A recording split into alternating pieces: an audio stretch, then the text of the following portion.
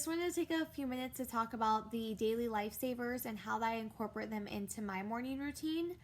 I first started using the lifesavers back in 2016. As many of you know, that's when I started my health journey. And I used to wake up really grumpy and just kind of unfocused.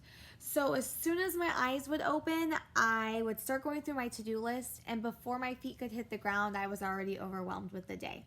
It really wasn't a good attitude or mindset to be in, and I knew that I needed to take control of my morning in order to get a handle on my depression and just be productive as a fitness coach. So I read this book called The Miracle Morning by Hal Elrod, and it's basically just he interviewed a bunch of the most successful people in the world and asked them what they did in the morning and pick the top 6 actions. And then he goes and he talks about the science behind it. So there's a few different versions. I read the original, and then I also read the one for network marketing.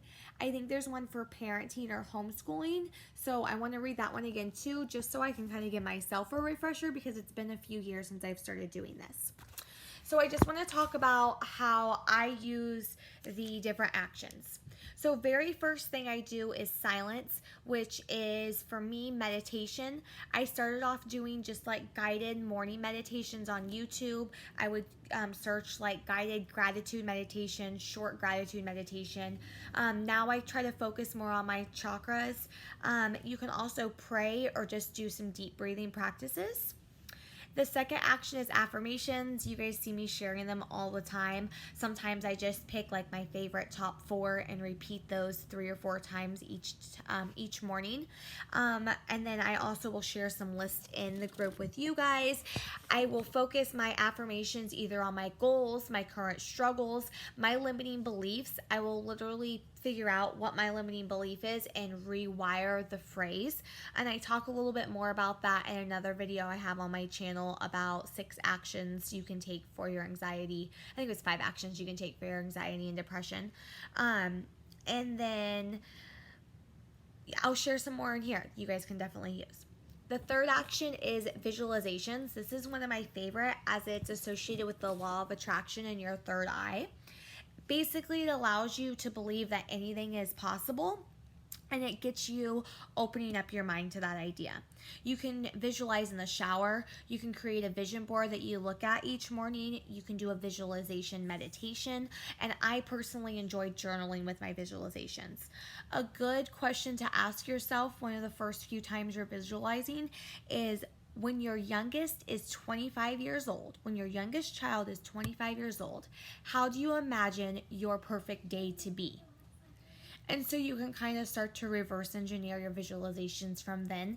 It helps to kind of think, when my baby is 25, what is her life or his life going to look like? And then what's my other child's life going to look like? And then what am I going to be doing around that time? And it gives you a not so overwhelming and like, well, I have no freaking idea. It kind of gives you a starting point as moms, because we usually start with our children. The fourth thing you can do is exercise. This is where the Beachbody On Demand comes in handy. I can help you pick out which workout's gonna work best for your goals and your personality and your style and your fitness level. I enjoy doing yoga in the morning. You can even just do like that 3-minute booty workout or some stretching, sex, anything, running, just to get up and going. The fifth thing out of the lifesavers is reading. I highly recommend reading a personal development book, something to help you in your growth, something that you're struggling on. I like to think of it as a college course for you on anything that's going to help you be a better you. You can also read about like nutrition. You can read about the science of fitness. You can read the newspaper. You can just read a good little love story, anything that you enjoy.